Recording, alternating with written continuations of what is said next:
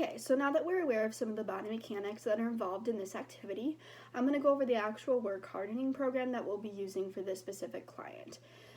So this will be an 8-week program that the client will use, and I'm just going to go over some of the objects that we have laid out, as well as what we'll be doing each week. So the object we're going to be using, the number of reps, and then the amount of time that it should be completed in.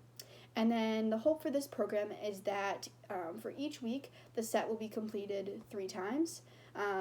So the client can complete the set once, take a break, and then do it again, take a break, and do it again. So for week 1, we are going to start out with something similar to a large ball. This is really going to facilitate that palmar grasp.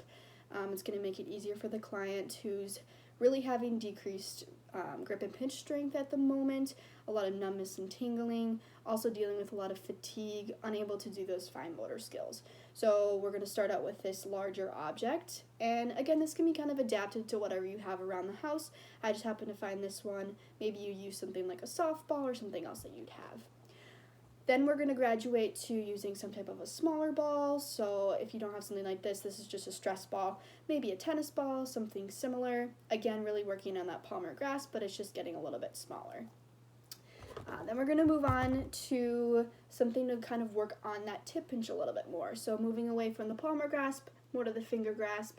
And this is going to be just something like a spice container, something pretty simple that I found. Again, we can adapt this.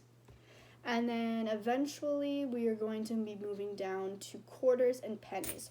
So this is really going to be focusing on that tip pinch using the thumb and index finger, thumb and middle finger. And then I just have this sour cream container with a hole cut in the middle.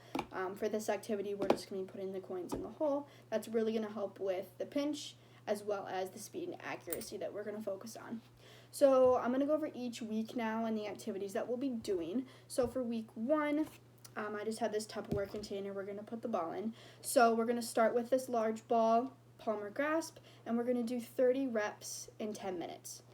Really starting out low because this client is going to probably be in some pain, having discomfort, and then also fatigue. So just 30 reps like this. We obviously don't have a moving conveyor belt, so we're just going to adapt to something that the client can do at home.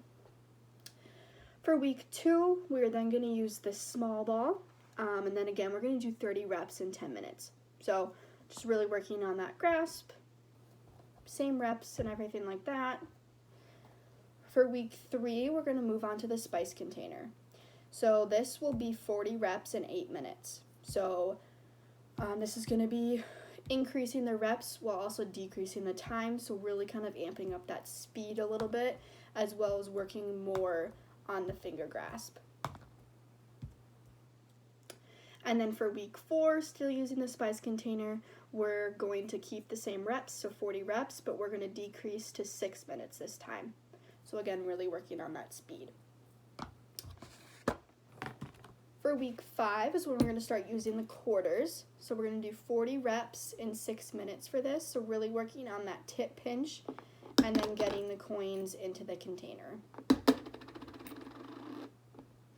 For week 6, again using the quarters, now we're going to go to 50 reps in 5 minutes. So again, really working on that speed and accuracy. For week 7, we're going to start to use the pennies. So we're going to try to do 50 reps in 4 minutes. And then for the final week, week 8, we're going to do 50 reps in 4 minutes or less. So this program is really something that the client can do at home, possibly in an outpatient setting as well, with just common items you'd find around the house. Obviously, not everyone has a moving conveyor belt, so we're really just going to adapt this to the client and their individual needs.